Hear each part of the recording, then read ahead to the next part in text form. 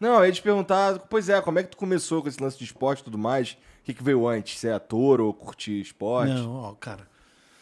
Putz, não, nunca quis ser ator, não. Eu fui ser ator quando eu tinha 16 anos. Eu fiz uma cena no teatro, no colégio, e daí umas coisas aconteceram na minha vida que foi que quando de repente eu percebi que eu existia de um jeito diferente.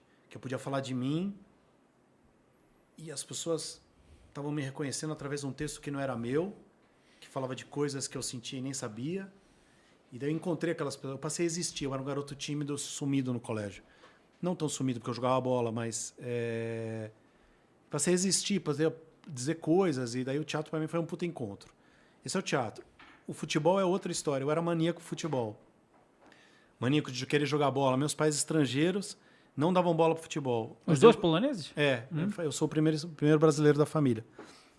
E aí, tenho eu e minha irmã. Uma família muito pequena, né? Somos judeus. A família do meu pai foi... Meu pai... começar a falar, não vou parar, mas Vai? daqui, Não, cara, daqui você para fica à cima, vontade. daqui para cima, o pai da minha mãe foi fuzilado, minha mãe foge, tem minha mãe Na guerra? na guerra, na Segunda Guerra, pelo exército polonês, lutando pelo exército polonês contra os nazistas, na ocasião. A mãe dela foge, tem ela no caminho, eles se escondem numa aldeia, essa família da minha mãe casa com teu padrasto, esse padrasto é transferido para o Brasil, por isso ela vem ao Brasil.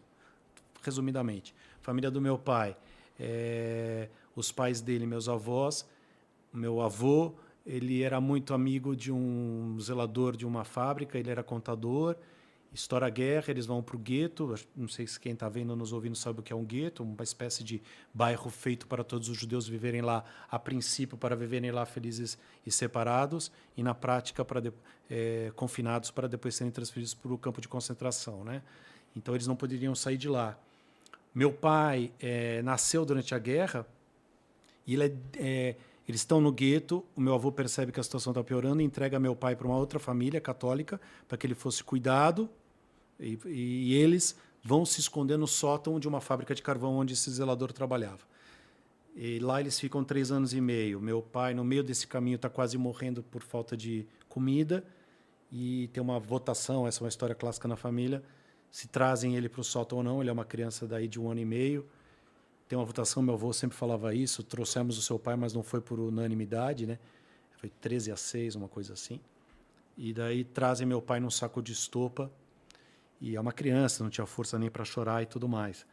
Raquítica, e passa mais 1 ano e meio nesse sótão, né? Meu pai teve sequelas disso, de movimento, várias coisas por causa dessa falta de calça, da falta de luz e tudo mais, da falta de comida da criança. Tô falando tudo isso para falar da relação futebol, né? Mas essa é a minha família. Que história sinistra, Essa é cara. a minha família, essa é a minha história. Meu pai cresce na Polônia, cresce em Cracóvia, porque quando meu avô sai desse sótão, ele monta uma escola para as crianças órfãs da guerra. Então lá meu pai cresceu e depois depois eles decidem, porque o antissemitismo está voltando, e eles estão sem grana, e tem uma parte da família que veio para o Brasil e estava melhor, acabam vindo para o Brasil, essas famílias se encontram, meu pai e minha mãe. Ah, Então, seu pai e sua mãe só se se conheceram encontraram? aqui. Ah, legal. Só se conhecendo em São Paulo. Eu contei de uma maneira bem resumida. Vai fazer 1 ano que meu pai faleceu agora. Então, acho que essas coisas também, quando eu falo, acabam ficando meio emotivas. Eu não quero ir por esse caminho, não. Mas aí... então, ele não era ligado em futebol, mas tinha uma relação com o Brasil de muito agradecimento, muito carinho, mas de um estrangeiro no Brasil, né?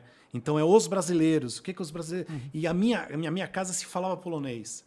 E eu me aproximei do Brasil, e eu sempre digo isso, por lugares e momentos, e o futebol. Jogar futebol era ser brasileiro.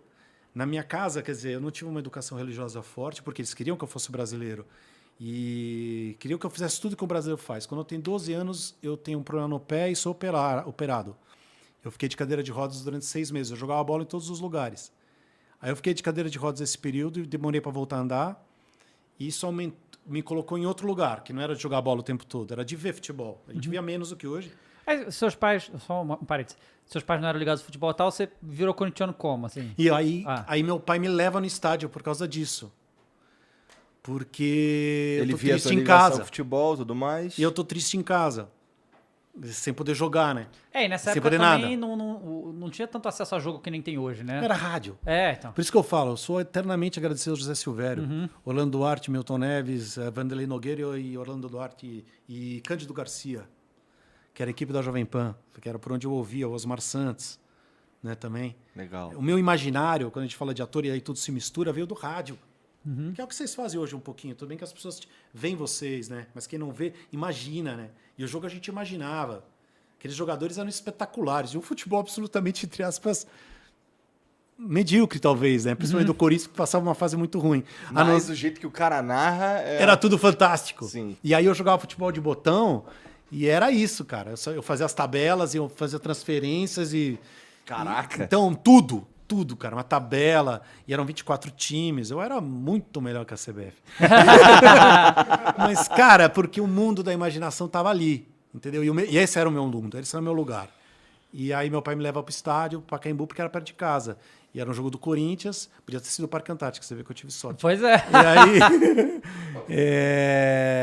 E aí eu tive a sorte de ser o Sócrates. Aí era o Sócrates vindo no Corinthians. Aí veio a democracia corintiana. E daí eu sempre falo isso, é bom de falar, mas foi o que aconteceu comigo.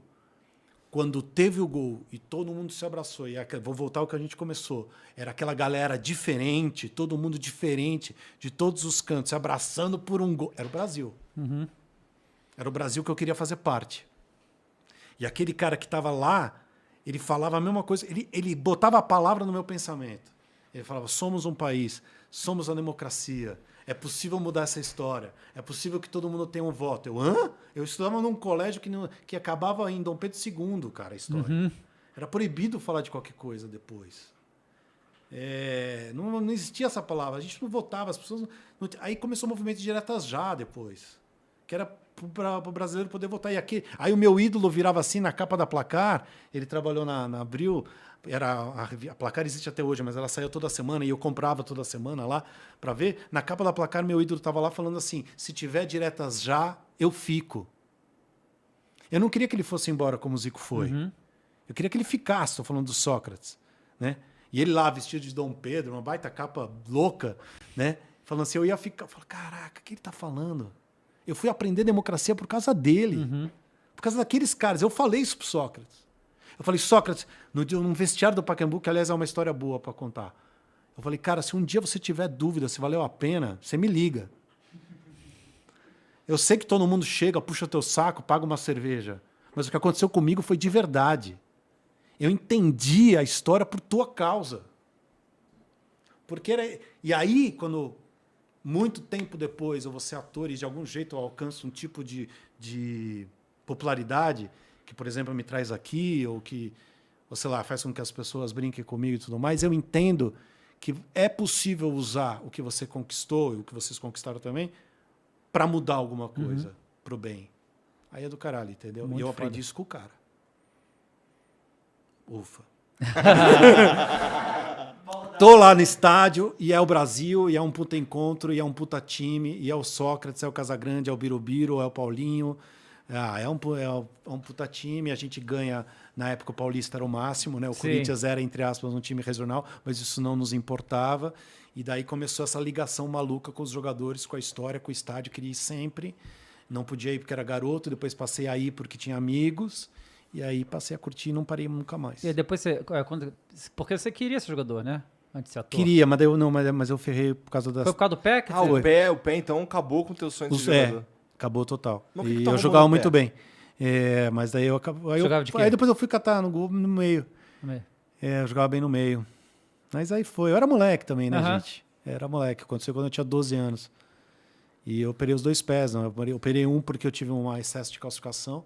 Não dá pra Caramba. tirar o pé pra botar aqui. Eu tinha uma bola. Todo mundo tem esse osso Mas aqui, você né? teve uma Todo mundo tem esse lesão? osso aqui. Ou... Mas você teve uma lesão, alguma coisa? Você bateu, quebrou? Não. Como é que se fala isso? Uma coisa congênita, né? Que você fala sim. que você uma coisa que você não pode impedir de ter. Sim. Vai, que vem com a vem Você de é fábrica. chuteira? Não. Ah, não, que parecia chuteira. Deixa eu ver. Não. Ah, tá. Não. Aí. No osso do tornozelo ali. Abaixo do osso do tornozelo começou a criar uma espécie de joanete que se fala, né? Mas não era. Foi ficando maior que esse osso, eu não conseguia mais andar, tinha muita dor. Aí fizeram um transplante de tendão, enfim. Aí ia Cara, ter... transplante de tendão? E aí eu tinha sempre esse problema. Aham. Aí quando o garoto tinha que enfaixar o pé pra jogar, aí virou uma puta treta. Também tem uma coisa, né? Meus pais nunca foram me levar no médico especialista, não que tivessem alguma coisa. Era um garoto, né? Não, também. Era um garoto, futebol. Mas, cara, e- aquela época também E o a quê? fisioterapia tava começando, Exatamente. né? Pô, outro dia encontrei quem? Um jogador que tava fazendo fisioterapia. Eu falei, cara, como que é a tua fisioterapia? Eu não vou lembrar daquela quem é. A minha era botar o pé dentro de um balde de cera quente. Caramba! Você botava uma pá na cera quente, tirava, batia a cera, igual faz com vela, né? E daí você botava o pé no gelo. Tipo, é ridículo, né?